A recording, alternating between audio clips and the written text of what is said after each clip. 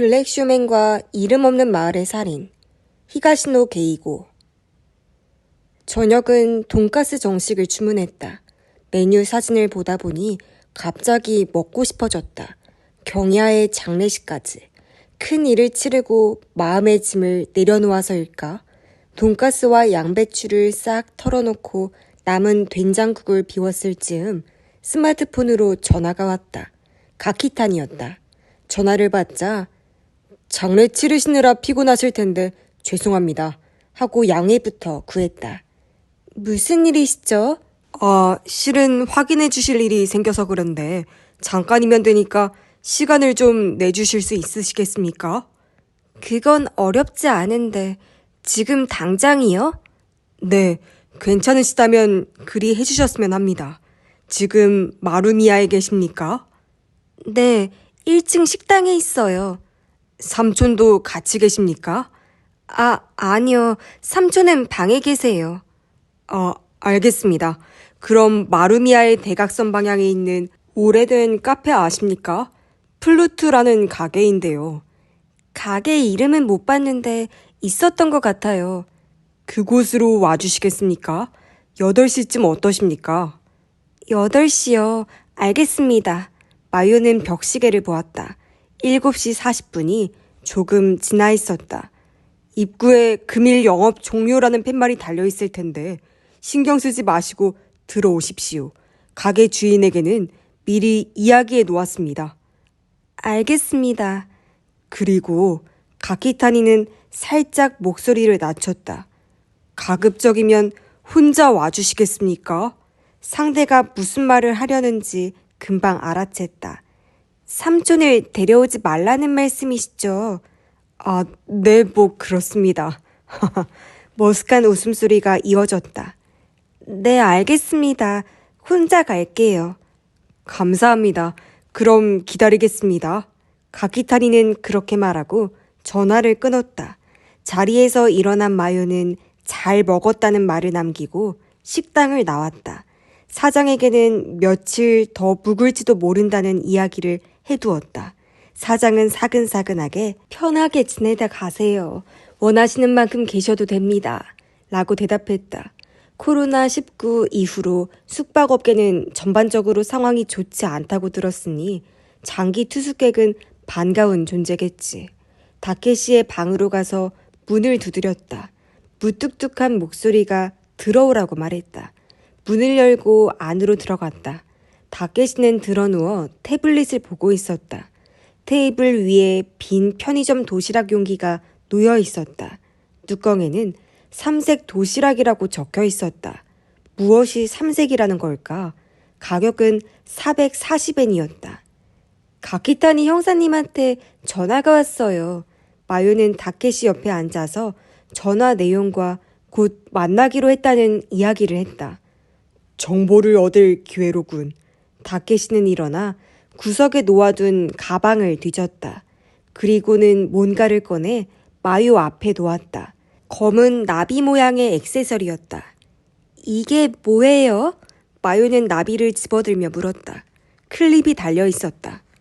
도청기야. 핸드백에 붙여놔. 꼬리 부분이 접히잖아. 그게 스위치야. 가게 들어가기 전에 전원을 켜. 마요는 스위치를 몇 번 움직여 보았다. 알았어요. 어떤 질문을 했는지 나중에 제가 설명하기보다는 삼촌이 직접 듣는 게 확실하겠죠. 그런데 이런 걸 대체 몇 개나 갖고 있는 거예요? 장사 미천이라고 했잖아. 가키타니의 질문에는 사실대로 대답해. 거짓말은 안 해도 돼. 단 우리가 독자적으로 진상을 알아내려 한다는 이야기는 하지 말고. 알아요. 그 정도로 멍청하진 않다고요. 그나저나 가키타니 형사님은 뭘 물어보려는 걸까요? 대충 짐작은 가. 다케시는 삐쭉삐쭉 수염이 자란 턱을 쓸며 말했다. 아마 동창들 이야기를 물어보려는 거겠지. 마요는 흠칫했다. 그럴까요? 경찰들은 경야와 장례식의 방명카드를 보고 네 동창들이 많이 온 걸 알았을 거야. 게다가 마에다 리스트에 실린 이름들이 줄줄이 찾아왔잖아. 한시라도 빨리 자세한 이야기를 들어보고 싶겠지. 하지만 방명카드에는 제자라고만 적었잖아요. 어떻게 동창인 줄 알았죠? 그야 어렵지 않지. 경찰은 이름만 알면 운전면허증의 데이터베이스에서 정보를 조회해 볼 수 있어.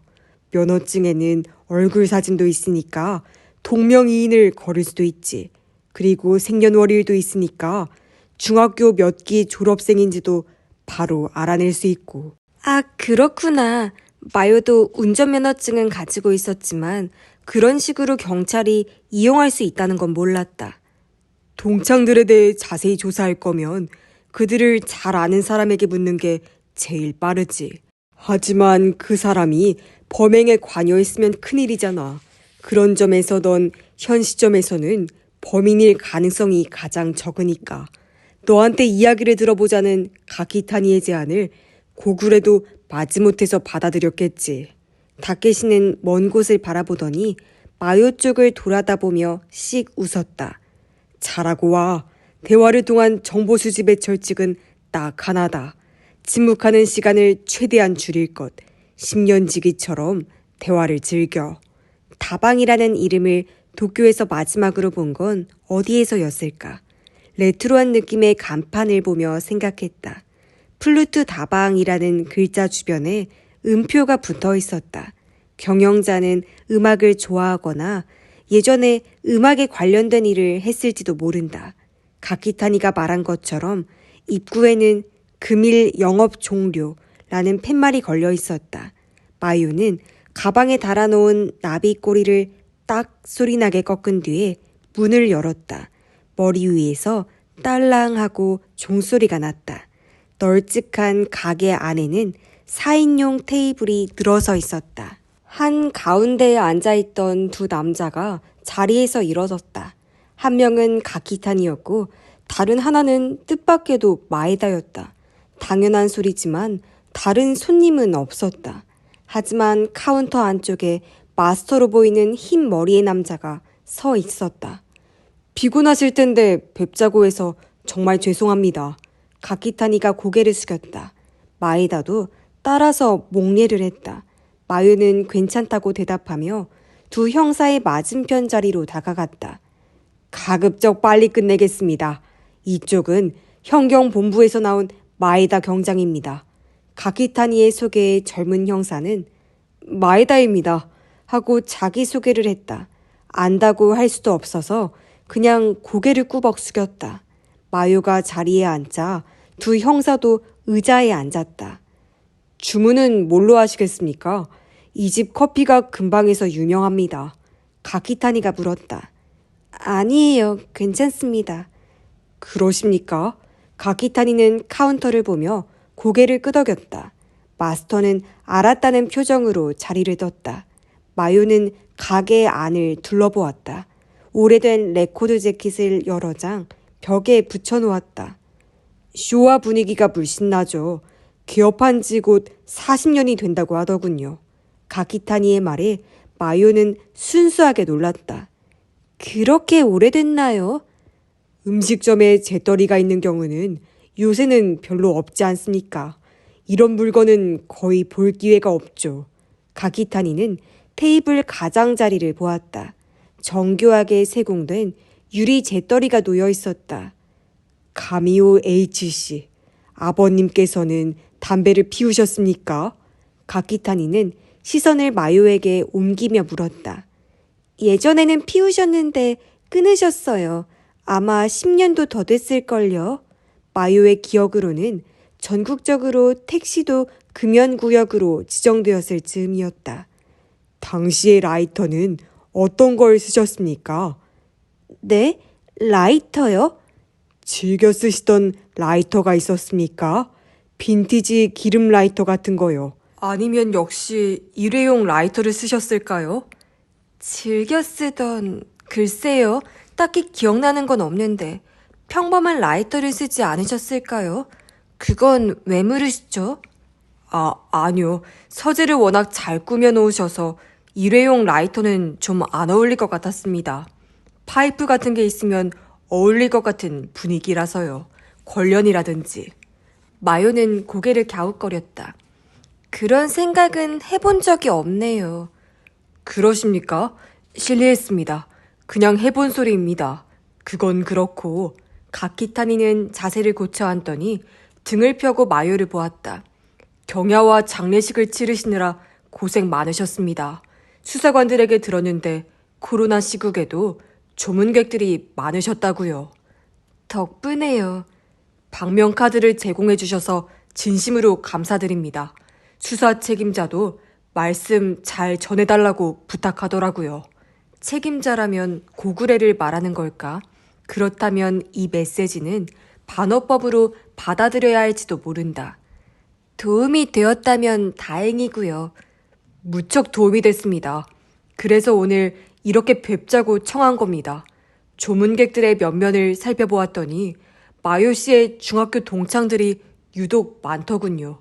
그분들에 대해서 좀 이야기를 듣고 싶습니다. 가키타니는 본론을 꺼냈다. 다케시가 예상했던 대로였다. 일요일에 동창회가 있는데 그래서 그런 것 같아요. 일단은 무난하게 대답했다. 아, 동창회 이야기는 하라구치 씨에게 들었습니다. 그래서 이걸 가키타니가 서류 가방에서 종이 한 장을 꺼내 마요 앞에 놓았다. 경야와 장례식의 방명 카드를 모아 복사한 것이었다. 그중 몇몇 이름에 체크가 되어 있었다. 무슨 의미인지 금방 알아챘다. 체크가 된 이름이 가미오 씨 동창입니다. 혹시 누락된 분이 있는지 확인 좀 부탁드리겠습니다. 마요는 다시 종이를 살펴보고 고개를 끄덕였다. 없습니다.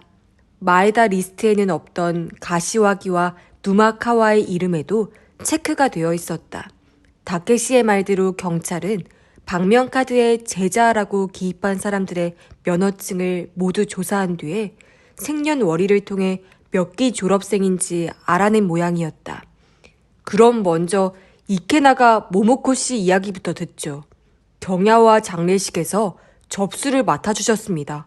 평소에 가깝게 지내던 사이셨습니까? 네, 이 중에선 제일 친해요. 무슨 일을 하시는 분이죠? 방명카드에 적힌 주소는 요코하마던데요. 전에는 직장에 다녔는데 지금은 전업주부예요.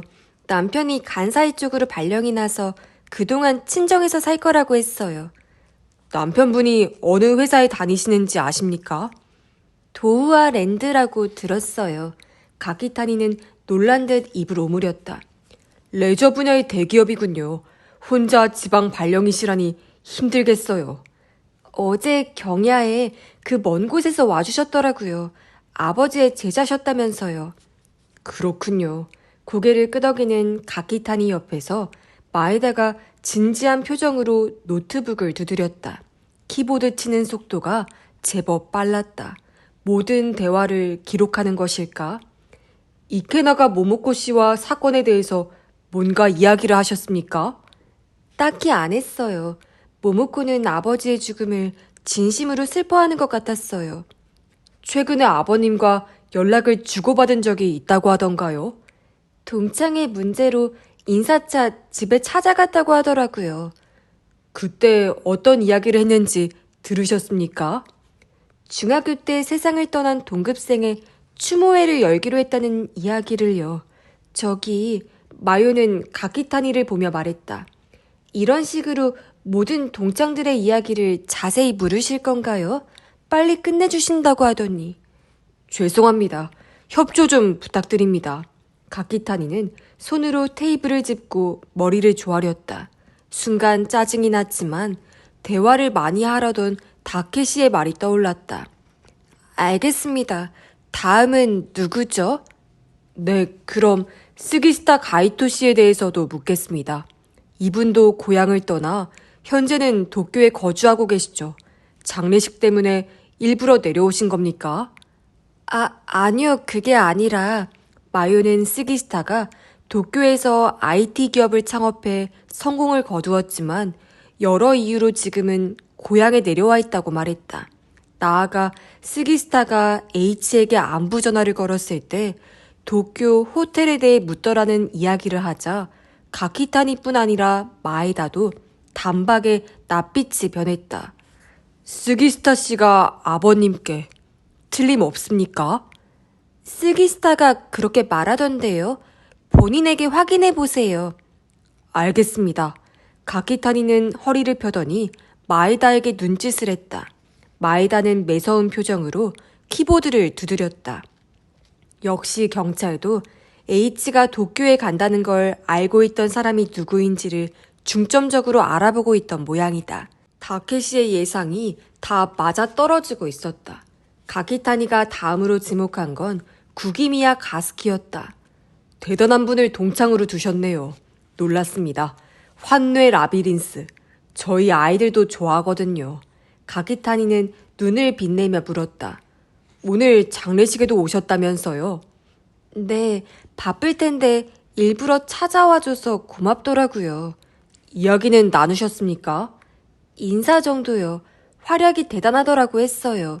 구기미야는 저한테 조의를 표했고요. 아버님에 대해서는 뭐라고 하시던가요? 최근에 아버지를 만났다고 하더라고요. 그게 언제입니까? 지지난주라고 했어요. 2월 25일 목요일이었지만 너무 자세히 말하면 이상할 것 같아서 대충 둘러댔다. 지역 활성화 사업을 추진하는 동창들이 구기미야의 도움을 받고 싶어 하는데 아버지에게 그 중간 다리를 놓아달라고 할지도 모른다. 혹시 찾아오더라도 관여하지 말라고 부탁하러 갔다고 했어요. 가키타니는 고개를 갸웃했다. 지역 활성화 사업이요? 저도 친구들한테 들은 이야기라 자세한 건 당사자들에게 확인해 보시는 게 좋을 것 같아요. 마요는 그렇게 운을 뗀 뒤에 가시와기 건설의 부사장이 중심이 되어 활라비 하우스를 대신할 기획을 추진하고 있는 것 같다는 이야기를 했다. 활라비 하우스는 저도 기대를 많이 했는데 가키타니의 표정이 어두워졌다. 중단되어서 정말 아쉽더군요. 다른 지역 경제 활성화 계획을 세운다 해도 역시 활라비를 빼놓을 수는 없겠죠. 구기미야 씨는 별로 내켜하지 않았던 겁니까? 돕고는 싶지만 워낙 바빠서 할 수 있는 일에 한계가 있다고. 아, 죄송해요. 이건 구기미야가 아니라 고고노에가 한 말이에요. 고고노에 씨라. 가키타니는 그렇게 말하더니 시선을 떨궜다. 테이블 아래 펼쳐놓은 수첩을 보는 것 같았다. 고고노에 리리카 씨 말씀이십니까? 네, 그분이 왜 구기미야 씨 이래? 이야기가 좀 길어지는데. 마요는 도쿄의 대형 광고 기획사에 근무하는 고고노의 리리카가 지금은 구기미야 가스키의 매니저 역할을 하고 있다는 이야기를 했다. 그러면 구기미야 씨가 아버님을 찾아갔을 때에도 고고노에 씨가 같이 가셨겠네요? 네, 일 이야기를 할 때는 반드시 고고노에가 동석한다고 하더라고요. 아주 유능한 매니저인가 봅니다. 가키타니의 눈이 가늘어졌다. 구기미야 씨와 고고노에 씨는 그날 말고 아버님과 연락한 적은 없다고 합니까? 글쎄요, 따로 들은 이야기는 없었습니다. 그렇군요. 저도 개인적으로는 구기미야 씨가 도와주시면 지역 활성화에 큰 보탬이 될 것 같다고 봅니다만 강요할 수는 없는 일이니까요. 마요는 애매하게 고개를 끄덕였다. 가방에서 스마트폰 벨소리가 들렸다. 꺼내서 확인하니 다켓이었다. 죄송한데 잠깐 전화 좀 받아도 될까요? 물론이죠. 다녀오십시오. 가키타니는 손을 내밀며 말했다. 마요는 스마트폰을 귀에 대고 밖으로 나왔다. 여보세요? 슬슬 마키아라 이야기가 나올 것 같군. 다케시의 목소리가 들렸다. 그럴 것 같아요. 뭐라고 하죠? 물어보는 말에 사실대로 대답해. 하지만 묻지 않은 이야기는 하지 마. 모리와키 아스미와 나눈 대화 같은 거 말이다. 알았어요. 그 대신 이 말은 꼭 해. 지금 말할 테니까 그대로 말하는 거다. 그렇게 말하더니 다케시는 천천히 그 말을 읊었다.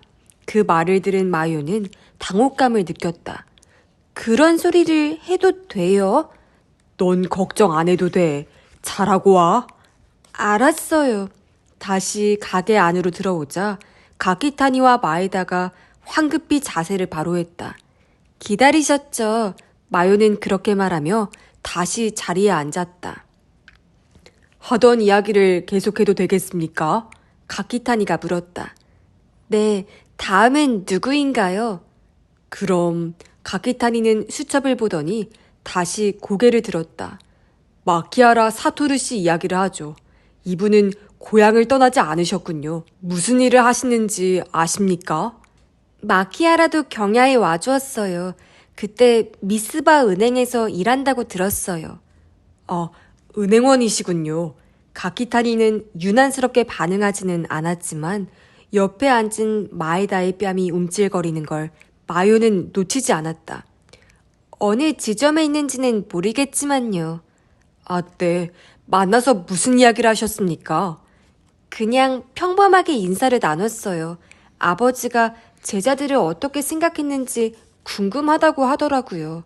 다케시는 그냥 넘어가지 않았던 에피소드였지만 마요가 은근슬쩍 넘긴 탓인지 가키타니는 딱히 반응을 보이지 않았다. 평소 아버님과 왕래가 있었습니까? 은행원들은 보통 온갖 인맥을 이용해서 고객을 유치하려 하지 않습니까? 아버님에게도 그런 식으로 접근했어도 이상하지 않을 것 같습니다만. 글쎄요. 아버지한테서 그런 이야기를 들은 적은 없습니다. 마요는 그렇게 대답하며 지금이 다케시가 귀뜸해준 말을 던질 둘도 없는 타이밍이라고 확신했다. 그리고 예전부터 아버지는 경제나 재테크 같은 데는 통 관심이 없으셨어요. 굳이 따지자면 금융 쪽에는 어두운 편이셨죠. 그래서 그런 쪽으로 문제가 생겼을 때에는 삼촌과 상의하셨다고 들었어요. 네? 삼촌이라면 그분 말씀이십니까? 가키타니가 눈을 휘둥그레 떴다. 가미오 다케시 씨요? 네. 아, 그러십니까? 뭐랄까, 뜻밖이군요. 그런 타입으로는 안 보이셨는데. 돈 문제에 무척 민감해요. 마음 같아서는 민감이 아니라 치사스럽게 군다고 표현하고 싶었지만 도청기를 통해 다케시에게 다 들릴 것 같아서 그렇게만 말했다. 그러고 보니 현장 검증을 할 때에도 고글의 경감님에게 내기를 제의했었죠. 그러니까 아버지와 마키아라 사이에 금전 거래나 문제가 있었다면 삼촌에게 말했을 가능성이 커요. 삼촌에게 물어보실 게 있으시면 제가 전해드릴게요. 아, 아닙니다. 말씀 감사합니다. 그 뒤에 가시와기와 누마카와 이야기도 나왔다. 하지만 마요가 아는 사실이라고는 가시와기는 아버지의 건축회사에서 부사장으로 일하고 누마카와는 술집을 경영한다는 것뿐이었다. 그들이 추진하는 지역 활성화 계획에 대해서도 잘 모른다고 대답했다. 잘 알겠습니다. 시간을 많이 뺏어서 죄송합니다. 협조해 주셔서 감사합니다. 가키타니는 자리에서 일어나 깍듯하게 고개를 숙였다. 옆자리의 마에다도 황급히 일어나 가키타니를 따랐다. 사건에 대해 뭔가 알아내면 알려주시겠어요? 수사가 얼마나 진행됐는지 저희도 알아야 할 것 같아서요. 가방을 들며 마요는 그렇게 말했다. 네, 물론입니다. 말씀드릴 수 있는 정보가 생기면 제일 먼저 연락드리겠습니다. 가키타니의 싹싹한 대답을 들으며 마요는 허망한 기분에 휩싸였다. 당분간 아무것도 알려주지 않겠다는 소리나 마찬가지였기 때문이다. 마루미야로 돌아왔을 때 시계바늘은 9시 조금 오른쪽으로 기울어 있었다. 형사들과 약 1시간 남짓이나 대화를 나눴던 것이다. 다케시에게 별 소득은 없었던 것 같다고 하자 꼭 그렇지만도 않다는 대답이 돌아왔다. 다케시는 스마트폰을 집었다. 내가 전화를 했을 때 가방을 자리에 두고 나왔지. 웬일로 올바른 판단을 했더군. 덕분에 이런 대화를 녹음했지. 스마트폰 스피커에서 목소리가 흘러나왔다. 3월 2일에 피해자가 건 전화에 대해서는 안 물어보십니까? 수군거리는 목소리는 마에다였다. 보아하니 아무것도 모르는 것 같던데 시간 낭비죠. 그리고 고구려 경감님이 쓸데없는 소리 하지 말라고 안 했습니까? 그건 그런데 지금까지 이야기를 들어본 느낌으로는 딱히 숨기는 것도 없는 것 같고 계속 이런 식으로 이어나가면 되겠죠? 네, 부탁드리겠습니다.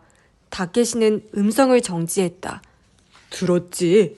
스마트폰을 들여다보던 마요는 고개를 들었다. 전화를 받는 사이에 이런 대화를 나눴다니. 3월 2일에 피해자가 건 전화가 대체 뭘까요? 형님 스마트폰이나 유선전화에 발신 기록이 남아 있었겠지. 하지만 유선전화의 경우 기록이 남았다는 게 꼭 누군가와 통화했다는 뜻은 아니야. 상대가 전화를 안 받았을 가능성도 있으니까 말이다.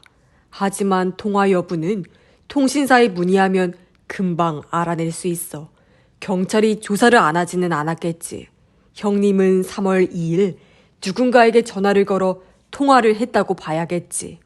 다양한 가능성을 떠올린 뒤 순식간에 결론을 도출하는 다케시의 두뇌 회전에 마유는 탐복할 따름이었다. 이 사람이 기회만 생기면 조카를 뜯어먹으려는 악덕 삼촌과 동일 인물이라니. 형사들이 말하는 걸 봐서는 형님이 전화를 건 상대는 그때까지 대화에 등장한 인물인 것 같아. 모모코일 수도 있고 구기미아일 수도 있지. 엘리트 스기스타나 고고리카일 가능성도 있고. 그게 누구든 간에 당사자는 형님이 전화를 했던 걸 너에게 말하지 않았어. 누구지? 궁금하네요. 마유가 중얼거렸을 때 스마트폰 화면에 메시지가 떴다. 모모코였다. 지금 통화 괜찮아? 라는 메시지를 보고 마유는 통화 버튼을 눌렀다. 미안, 지금 괜찮아? 모모코는 미안한 듯 말했다. 괜찮아. 어제 오늘 접수받느라 고생 많았지. 정말 고마워. 아니라니까. 그보다 나 지금 누마카완의 술집에 있어. 하라구치도 같이 있고. 누마카완의 가게에? 실은 지금 동창회권으로 이야기하는 중이야. 앞으로 어떻게 할 건지. 선생님 장례식 끝나자마자 죄송하긴 한데 일정이 좀 빠듯해서. 그렇지. 그래서 말인데 역시 네 의견을 좀 들어봐야 할 것 같아서. 혹시 지금 여기로 와줄 수 있어? 지금? 시계를 보니 오후 9시 반. 아주 늦은 시간은 아니었다. 피곤할 테니 힘들면 안 와도 되는데 마루미야에서 걸어서 올 수 있는 거리니까 어떤가 해서. 옆에서 다케시가 종이에 뭔가를 써서 마요에게 내밀었다. 다녀와 라고 적혀 있었다. 마요의 말을 듣고 대충 상황을 파악한 눈치였다. 알았어. 지금 출발할게. 누마카완의 가게 이름이 뭐야? 장소는 내가 검색할게. 가게의 이름을 들은 뒤 전화를 끊고 다케시에게 사정을 설명했다. 새로운 정보를 얻을 수 있을지도 모르겠군. 너무 많이 마셔서 놓치는 이야기 없게 조심하고. 조심할게요. 이거 반납할게요. 마요는 핸드백에 달았던 나비 모양 도청기를 다케시에게 건네고 일어났다. 그럼 다녀올게요. 그대로 방을 나가려는데 뒤에서 부르는 소리가 났다. 다케시가 진지한 표정으로 다가왔다. 모모코 남편이 도우아랜드에 다닌다고 했지. 네, 그런데 왜요? 예전에 인터넷 뉴스에서 봤는데 코로나 이후로 그 회사는 거의 재택근무로 전환했다고 하더라고. 그리고 원칙적으로 가족이 있는 사람을 지방 발령 내는 것도 축소하는 추세고. 무심코 소리가 나왔다. 정말이에요? 하지만 모모코는 그냥 알고만 있으라고. 원칙적으로라고 했잖아. 무슨 일이든 예외는 있는 법이니까.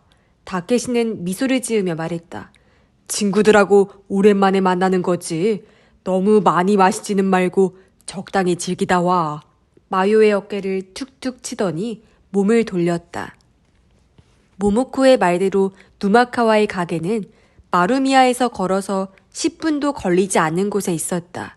외관은 전통 가옥을 본뜬 것 같았는데 가게 문은 활짝 열려 있었다. 코로나 감염 방지 대책의 일환이겠지. 넓고 환한 가게 안에는 새 것으로 보이는 테이블이 늘어서 있었다. 구석 자리에 나이 지긋한 남녀가 앉아 있었다. 어서 오세요. 마스크를 쓴 여종업원이 다가왔다. 모모코와 하라구치는 카운터에 앉아 있었다. 카운터 앞에는 감염 방지 대책으로 투명한 아크릴판이 설치되어 있었고 그 너머로 누마카와가 서 있었다. 누마카와가 마유를 보고 한 손을 들자 모모코와 하라구치도 돌아봤다. 기다렸지. 마유는 모모코 옆에 앉으며 말했다. 마요 미안해. 갑자기 불러내서. 괜찮아. 상주 역할을 내려놓았더니 술 생각이 나더라고. 마요는 첫 잔으로 나온 생맥주를 들고 다들 고생 많았어 라고 말한 뒤 들이켰다. 생각해보니 술을 마시는 건 고향에 내려오고 처음이었다. 모모코의 얼굴을 보며 다케시의 말을 떠올렸다. 도우아랜드는 기혼자의 지방 발령을 폐지한 건가? 하지만 남편이 간 사이로 발령이 나서 혼자 내려갔다고 한 건 모모코였다. 료스케 본인도 어제 그것을 부정하지 않았다. 신경 쓸 필요 없는 일일지도 모른다. 다케시도 무슨 일에든지 예외는 있다고 했다. 마요는 이 일은 당분간 생각하지 말자고 결심했다. 나이 지긋한 남녀 손님이 계산을 마치고 나갔다. 여 종업원이 그들이 앉아있던 테이블을 소독하기 시작했다. 이제 가게 안에는 손님은 마요 일행뿐이었다. 텅텅 비었지. 기본 안주를 마요 앞에 놓으며 누마카와가 물었다. 주말에는 그래도 손님이 좀 드는데 평일은 늘 이 모양이야. 코로나 전에는 장사가 제법 잘 됐어. 직원도 많을 때는 셋이나 뒀었고. 음식점은 어디나 마찬가지지. 하라구치가 말했다. 관광지에 사람이 안 오는데 어쩌겠어. 우리랑 거래하는 술집 중에 몇 군데는 올해 안에 폐업할 것 같아. 절대적인 효과가 있는 특효약이나 백신이 나오기 전까지는 그냥 버티는 수밖에 없다는 거야? 마요의 물음에 누마카와는 쓴 웃음을 지으며 두툼한 목을 꺾었다. 그런다 해도 예전으로 돌아갈 수 있을지 모르겠다. 밖에서 술을 먹는 감각을 잊은 사람이 많으니까. 그리고 이 동네 자체에 매력이 없어. 관광객들이 와주지 않으면 코로나가 끝나도 딱히 나아질 건 없을 거야. 역시 믿을 건 활라비뿐인가? 모모코가 마요 쪽으로 몸을 틀며 말했다. 누마카와는 가게를 활라비하우스풍으로 바꿀 작정인가 봐. 뭐라도 해야 할 것 같아서. 젊은 사람들이 SNS에 올리고 싶은 콘텐츠가 필요해. 하라구치도 새로 나오는 술에 활라비에 관련된 이름을 붙이고 싶다던데 괜찮은 아이디어야. 만일 실현되면 우리 가게에서 대량으로 구입해야지. 어때? 동의를 구하는 누마카와를 보고 하라구치는 뭐 좋지 하고 머리를 긁적거리며 겸연쩍은 표정으로 마유를 보았다. H에게 구기미야와 교섭하는 걸 도와달라고 부탁했던 일은 다른 친구들에게 비밀로 해달라고 얼굴에 쓰여 있었다. 모두 살아남기 위해 필사적이었다. 아무래도 환뇌 라비린스는 이 마을에 남겨진 유일한 희망인 것 같았다. 마요가 상상했던 것보다 훨씬 절실하게. 동창회 말인데 어떻게 했으면 좋겠어? 모모코가 본론을 꺼냈다. 마요는 맥주를 한 모금 마시고 잔을 내려놓았다. 전에 하라구치한테도 말했지만 해도 괜찮을 것 같은데 난 빠질게. 다른 애들도 신경 쓰일 테고. 신경 안 쓴다니까 몇 번을 말해. 동감이야. 누마카와가 말했다. 사정이 있어서 경야나 장례식에 못 왔던 애들은 동창회에서라도 너한테 위로의 말을 전하고 싶지 않을까? 중학교 때는 선생님 딸이라는 이유로 멀리했던 애들도 있을지 모르지만 이제 다들 성인이고 그런 건 신경 안 쓰지. 나도. 하라구치가 살며시 손을 들며 동의를 표했다. 그때 어디선가 벨소리가 들렸다. 누마카와가 스마트폰을 들었다. 네, 여보세요? 그래. 비어있지. 통으로 빌리겠다고? 아니, 지금 애들이 와 있거든. 하라구치랑 혼마. 방금 가미요도 왔어. 다른 손님은 없고. 뭐? 아, 그래서. 그래, 알았어. 그럼 이따가 보자. 전화를 끄는 누마카와는 마유를 보며 말했다. 가시화기가 온대. 그래? 하라구치가 말했다. 가시왁이랑 또 누구? 마키아라랑 구김이야. 고고노에도 온다나 봐. 누마카와의 말에 마요뿐 아니라 모모코와 하라구치도 놀란 눈치였다. 가시와기가 억지로 가자고 했나 봐. 다른 손님들이 있으면 좀 그러니까 자기가 통째로 빌리겠다네. 너희도 있다고 했더니 좋아하는데. 일단 입구에 다른 손님 안 받는다고 표시는 해야겠다. 누마카와는 클로즈라고 적힌 팻말을 꺼내 밖으로 나갔다. 가시와기도 참 대단하다. 선생님 장례식이 끝나자마자 구기미야하고 사업 이야기라니. 모모코는 감탄한 투로 말했다. 어떻게 보면 오늘이 기회지. 하라구치가 얼굴을 찌푸렸다. 같이 선생님 추억이나 나누자는 식으로 권하지 않았을까? 아마 저녁은 가시와기가 샀을 거야. 그리고 식사 후에 자리를 옮겨서 구기미야를 구슬리려는 거구나. 수완 좋네. 역시 자이안다워. 누마카와가 웃으며 들어왔다. 그러고 보니 뒤에서 자이안 소리를 들었지. 맞아. 마키오는 스네오고. 재밌네. 그 관계가 어른이 되어서도 변하지 않았다니. 하라구치가 웃으며 맥주를 잔에 따랐다. 이 지역에서 가시와기 건설은 미스바 은행의 최대 고객이잖아.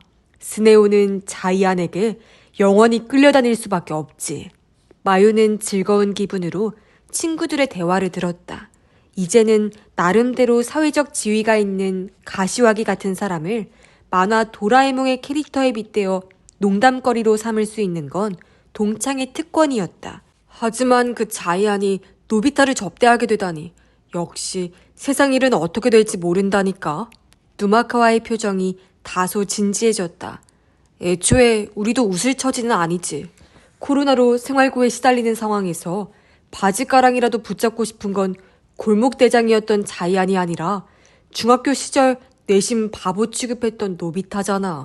내가 생각해도 인간 마음이라는 게 참 간사해. 그렇게 따지면 아무도 할 말 없지. 그리고 영화 도라에몽에서 노비타는 남 돕는 걸 좋아하는 성격으로 나오잖아. 하라구치는 억지 논리를 펼쳤다. 그들이 말하는 노비타가 구기미야 가스키를 가리키는 건 명백했다. 구기미야는 노비타처럼 게으르거나 무책임한 성격도 아니었지만 존재감이 없어서 모두 그를 대단치 않게 생각했던 건 부정할 수 없었다. 그리고 그런 구기미야의 방패가 되어주었던 게 스쿠미 나오야였다. 스쿠미와 함께 있을 때의 구기미야는 늘 편안해 보였다. 그렇다면 스쿠미는 도라에몽이었던 건가? 학급 대표로 구기미야와 처음 문병을 갔던 날이 떠올랐다. 스쿠미는 병원 침대에서 오랜만이라며 두 사람을 반갑게 맞이해 주었다. 마요가 잘 지내느냐고 묻자 마음만은 하고 웃으며 대답했다. 요새는 좋은 약이 많이 나와서 백혈병 걸렸다고 금방 죽고 그러지는 않나 봐. 대부분의 사람들은 예후가 좋대. 그런데 내 경우는 어떤 약이 듣는지 아직 밝혀지지 않아서 의사 선생님들이 이것저것 시도해보고 계셔. 이제부터 시작이라는 거지. 스쿠미는 심각한 내용을 마치 프로 야구 순위를 예상하듯 느긋한 투로 남의 일처럼 말했다. 하지만 얼굴을 보면 그렇게 태연하게 이야기할 상황이 아니었다. 머리카락은 뭉텅 빠졌고 눈썹과 속눈썹도 거의 없었다. 그리고 같이 있으면 든든한 느낌을 주던 다부진 체격도 어느샌가 아이로 돌아간 것처럼 잔뜩 여위었다. 구기미야가 맞장구를 쳤다. 의학은 엄청난 속도로 발전하고 있잖아. 느긋하게 기다리다 보면 곧 좋은 약을 찾을 수 있을 거야. 내 생각도 그래. 일단 지금은 기다리는 수밖에 없지. 그러니까 구기미야, 네 신작 구경 좀 하자. 침대에서 맨날 누워만 있으려니까 심심해 죽겠어. 신작 그리고 있지? 어떤 내용이야? 틈틈이 그리고 있어. 뭐야, 다 그리면 바로 보여주기다. 알았어, 열심히 그릴게. 침대 옆에 앉은 구기미야가 주먹을 꼭 쥐었다. 무슨 이야기인지 갈피를 잡지 못하는 마유를 보고 스쿠미가 말했다. 부럽지? 난 구기미아가 그리는 만화를 맨 처음 볼 수 있는 유일한 독자거든. 그 이야기구나. 마요는 수긍했다.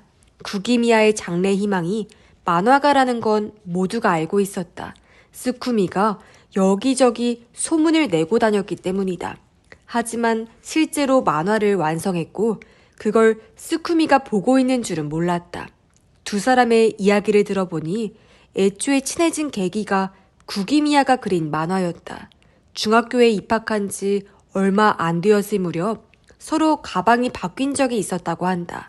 그때 구기미아가 가방에 넣어두었던 만화를 스쿠미가 봤다고 했다. 만화를 본 순간 얼마나 충격을 받았는지 모른다. 스쿠미는 그렇게 말했다. 완전히 프로급이었거든. 그림만 잘 그리는 게 아니라 스토리가 엄청 재밌어. 그 자리에서 바로 구기미야 가스키의 팬이 됐다니까. 내가 먼저 나랑 친구하자고 부탁했어. 어디 가서 자랑할 수 있잖아. 분명 머지않아 구기미야는 잘 나가는 만화가가 될 거야. 그때 구기미야 가스키가 내 제일 친한 친구라고 말하는 거지. 상상만 해도 짜릿해. 열띤 목소리로 말하는 스쿠미를 보고 구기미야는 쑥스러운 듯 웃었지만 한편으로는 흐뭇해 보이기도 했다. 역시 스쿠미는 구기미야의 도라에몽이었을지도 모른다. 친구의 뜨거운 격려는 노비타에게 용기를 북돋아주는 대나무 헬리콥터이자 어디로든 문이었던 것이다. 멍하니 그런 생각을 하는데 뒤에서 오, 다들 모여있네 하고 굵직한 목소리가 들렸다. 돌아보니 가시화기가 가게 안으로 들어서고 있었다. 어젯밤 상복을 입은 모습에서도 관록이 느껴졌지만 떡 벌어진 체격에 크림색 정장을 입은 모습은 흡사 마피아의 보스 같았다. 가미오, 큰일 치르느라 고생 많았지. 건강은 괜찮아? 괜찮아, 고마워. 가시화기를 따라 마키하라가 들어왔고 그 뒤로 구기미야, 마지막으로 고고노의 리리카가 등장했다. 파란 원피스에 짙은 베이지색 봄코트를 걸치고 있었다. 둘 다 스타일에 자신이 없으면 소화하지 못할 의상이었는데 오늘 아침에 상복 차림과는 달리 온몸에서 색 향이 흘러넘쳤다. 도쿄 시내에서 스쳐 지나가면 몇몇은 돌아볼 것 같은 외모였다. 리리카가 다가오는 걸 보고 마요는 의자에서 일어났다. 오늘 아침에는 와줘서 고마웠어요. 구기미야도. 리리카는 애달픈 표정을 지으며 고개를 저었다. 천만에요. 가스키하고도 이야기했어요. 마지막으로 선생님 얼굴을 뵐 수 있어서 다행이라고요. 마음이 허하겠지만 하루빨리 추스르길 바라요. 유창하게 말하는 모양새가 마치 배우 같았다. 대본에 적힌 대사를 외는 것 같은 투였다. 고마워요. 그렇지만 마요는 정중하게 감사 인사를 했다. 자, 일단 좀 앉자고.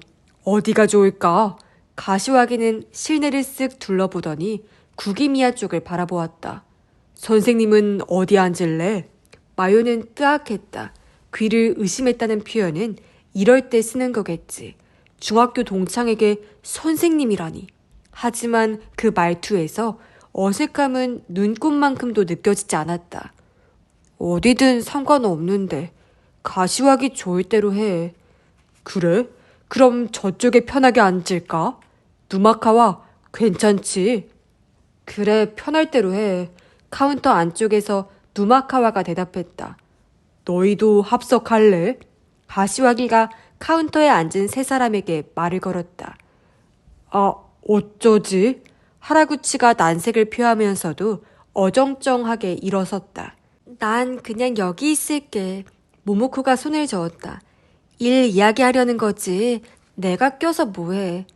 그럼 나도 여기 있을게. 마요는 그렇게 말하며 원래 자리에 앉았다. 그러자 가방에서 메시지 수신음이 들렸다. 꺼내서 화면을 보고 마요는 눈이 튀어나오는 줄 알았다. 다케시의 메시지였다.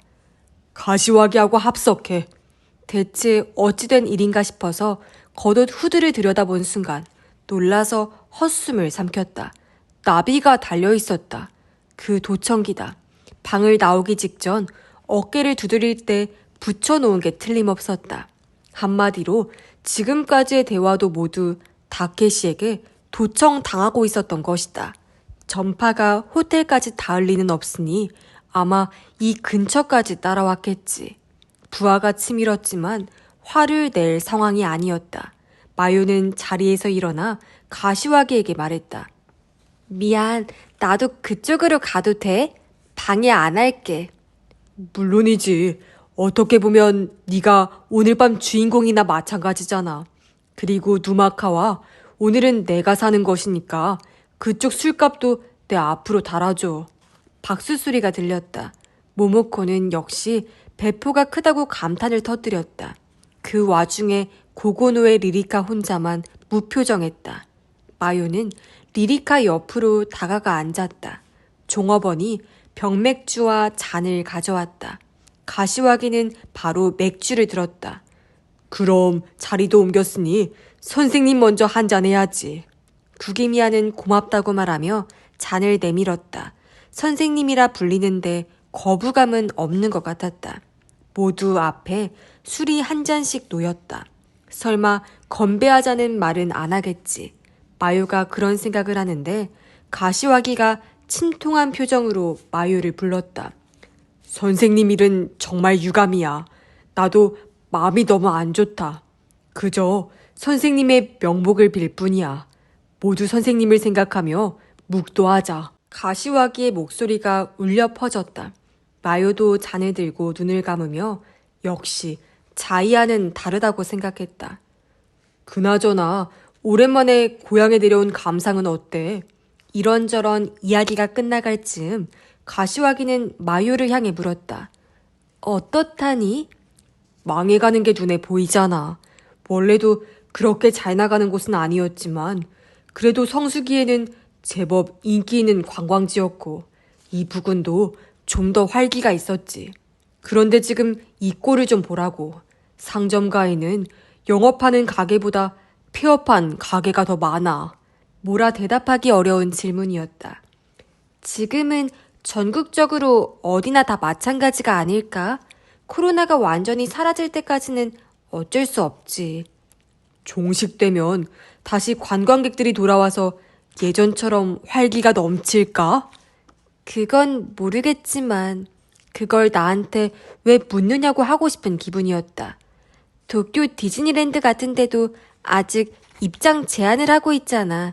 만일 코로나가 종식되어서 제한이 없어지면 어떻게 될까? 분명 예전처럼 관람객들이 몰려들겠지. 아니, 그동안 못 왔던 사람들도 몰려들 테니 전보다 더 많은 사람들이 찾겠지. 그렇지 않아? 아마 그렇겠지. 하지만 이 동네는 어떨까? 그렇게 될 것 같아? 여기 말고도 널린 게 관광지야. 코로나가 일단락되고 자유롭게 이동이 가능해져도 이런 재미없는 관광지는 뒷전으로 밀려나겠지. 그야 그럴지도 모르지만 애초에 디즈니랜드랑 비교하는 게 좀 말이 안 되잖아. 가시와기는 벗었던 마스크를 천천히 품에서 꺼냈었다. 나도 알아. 디즈니랜드가 거목이라면 이 동네는 도토리겠지.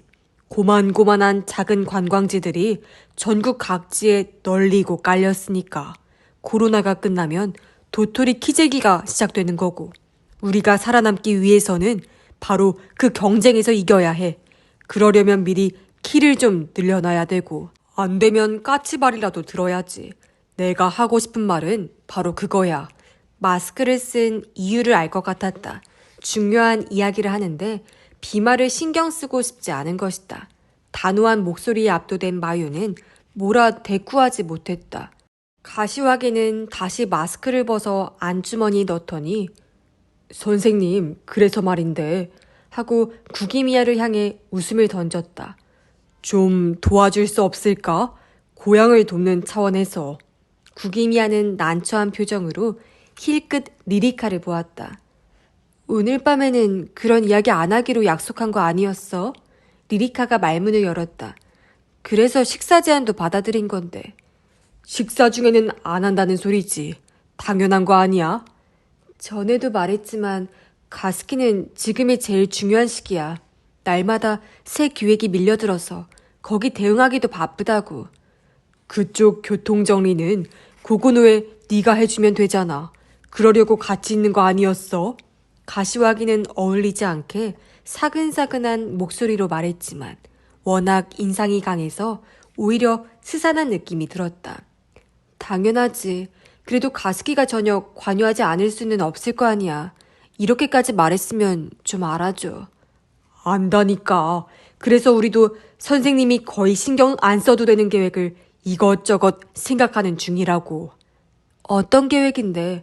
극장은 안 된다고 분명히 말했잖아. 극장? 마요는 저도 모르게 물었다.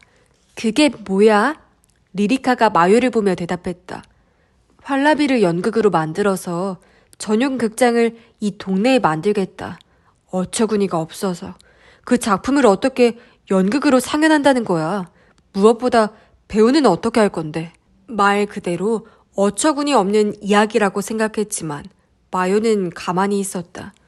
그건 계획 중 하나지. 예를 들면 이런 아이디어도 있다고 예시를 든 것뿐이야. 그때도 말했잖아. 오늘 말하려는 게 진짜 계획이야.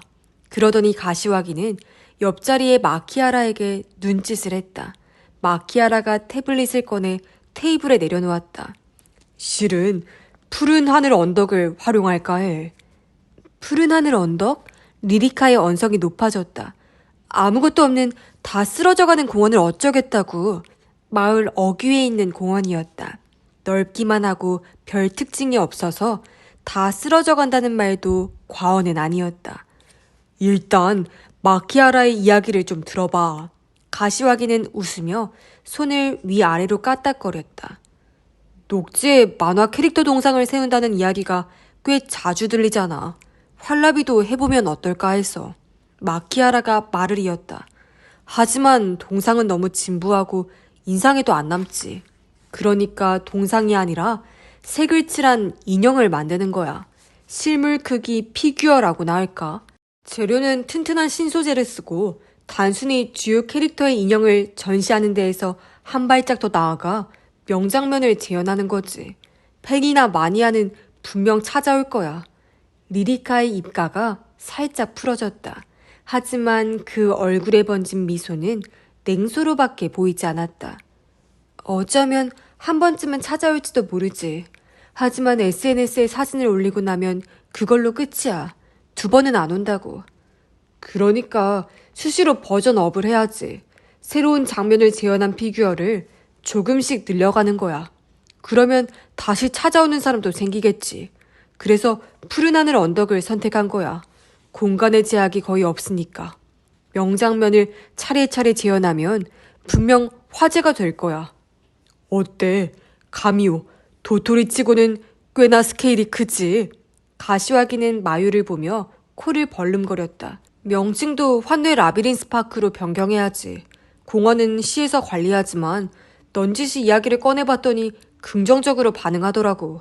마키아라의 말에 리리카가 눈을 부라렸다. 허락도 안 했는데 벌써 일을 진행시킨 거야? 넌지시 이야기했다고 했잖아. 이런 건 일찌감치 관련 부서와 협의를 해야 한다고. 너도 업계에 몸담고 있으니까 잘 알 거 아니야. 달래듯 말하더니 가시화기는 구기미아를 보며 말을 이었다. 어때? 긍정적으로 검토해 주었으면 해. 내가 뭘 하면 되는데? 가스키, 감수. 물론 명목상으로. 하지만 기본적으로는 아무것도 안 해도 돼. 극단적으로 말하자면 이름만 좀 빌려주는 거지. 우리한테 맡기면 다 알아서 할게. 절대 번거롭게 안 할게. 가스키, 넘어가지 마. 이 사람들한테 맡기면 활라비의 가치는 땅으로 떨어질 거야. 그게 무슨 소리야. 절대 그런 일 없을 거야. 가시화기는 두 팔을 벌리며 말했다. 왜 이렇게 사람 말을 못 믿는 거야? 너희가 그럴 작정이 아니더라도 결과적으로는 그렇게 될 위험성이 크다는 소리야. 환뇌 라비린스 파크라니. 그런 거창한 계획을 세웠다가 실패하면 어쩔 건데 더럽혀지고 파손된 피규어 사진이 인터넷에 퍼지기라도 하는 날에는 원작 이미지는 엉망이 된다고. 실패 안 해. 그렇게 안 둬. 내가 약속할게. 가시화기의 눈빛이 날카롭게 빛났다. 그런 구두 약속에 소중한 작품을 맡기라고? 네. 가시화기는 거기까지 내뱉었다 말을 도로 삼켰다. 마요는 그가 무슨 말을 하려는지 알 것 같았다. 네 작품도 아니잖아. 하지만 그 말을 하면 분위기는 험악해지겠지. 구기미아를 설득하기 위해서는 리리카의 도움이 필요하다는 건 가시화기도 알고 있었다. 하지만 마요는 리리카의 말도 일리가 있다고 생각했다. 시골 마을 언덕에 있는 공원에 인기 애니메이션의 피규어를 세운다고 사람들이 얼마나 찾아올까. 그 모습이 별로 상상이 가지 않았다. 피규어를 깔끔한 상태로 유지하는 일도 만만치 않을 것 같았다. 리리카가 스마트폰 화면을 힐끗 보더니 구기미아 쪽으로 얼굴을 대며 말했다. 가스키, 그만 일어날까? 오늘 일찍 일어나서 피곤할 거 아니야. 아, 그래, 그럼 그러자. 구기미아는 맞은편의 가시화기를 보았다. 오늘은 맛있게 잘 먹었어. 별 말씀을. 가시화기는 손사래를 치며 웃음으로 답했다. 다음에 다시 자리를 마련해도 될까?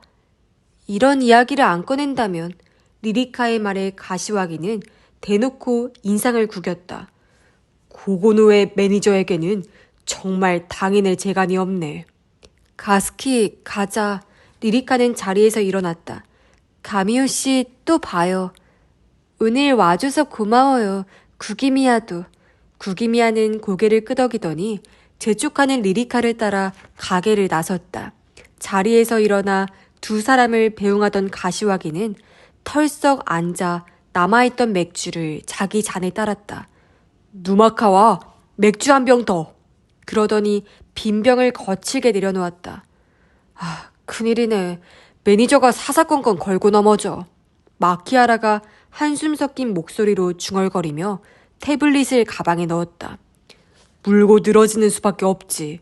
오늘 반응을 보아하니 지난번에 극장을 제안했을 때보다 훨씬 승산이 있는 것 같던데 구기미아는 나쁘지 않은 이야기라고 생각할 거야. 가시화기는 넥타이를 느슨하게 풀며 맥주를 마셨다. 마유의 스마트폰이 메시지 수신을 알렸다. 화면을 보니 다켓이었다. 메시지를 읽은 마요는 숨을 삼켰다. 지금 이 자리에서 어떤 대사를 말하라고 지시하는 내용이었기 때문이다. 환뇌 라비린스 파크가 실현되면 재미있을 것 같긴 하네. 마요는 지시에 따라 대사를 읊었다. 그렇지. 가시화기의 눈썹이 꿈틀거렸다. 선전만 잘하면 분명 관광객을 유치할 수 있을 거야. 돈은... 거기까지 말하고 나서 마요는 헛기침을 했다. 돈 문제는 어떻게 하려고? 제법 자금이 필요할 것 같은데. 그건 어떻게든 해결할 수 있어. 마키아라가 있으니까. 그렇지. 그렇게 말하더니 가시화기는 마키아라의 어깨를 두드렸다. 계획이 확정되면 스폰서도 붙을 거야. 마키아라가 대답했다. 그럼 다행인데 삼촌이 신경 쓰이는 소리를 하셔서. 숙부님이? 마키아라가 의아한 듯 미간을 좁혔다. 뭔데?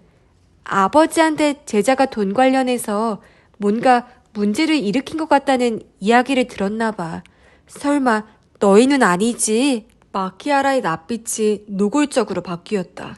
옆에서 듣고 있던 가시화기의 표정도 매서워졌다. 뭐지? 무슨 소리인지 전혀 모르겠는데? 마키아라의 목소리는 조금 떨리는 것 같았다. 나도 자세한 건 모르고 삼촌한테 지나가듯 들은 이야기거든. 상관없으면 됐어. 미안해, 잊어버려. 가시화기가 새로 나온 맥주병을 집어서 잔에 따랐다.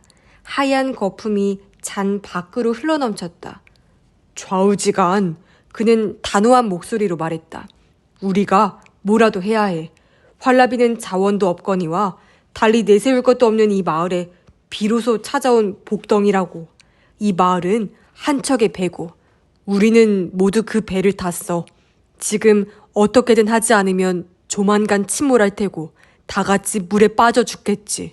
가시화기는 잔에 담긴 맥주를 입에다 쏟아붓고 나서 입가에 묻은 거품을 손등으로 쓱 닦았다. 창문에서 쏟아지는 햇살이 화면에 반사됐다. 잠깐만 이라고 마이크에 대고 말한 뒤 모니터 각도를 이리저리 조절하던 마요는 결국 컴퓨터를 90도 바꾸어 좌식 의자로 이동했다. 창 밖을 내다보니 노을이 지고 있었다. 눈 깜짝할 사이에 반나절이 지났다. 기다렸지. 이제 됐어. 꼭 비디오를 켜놓을 필요는 없는데.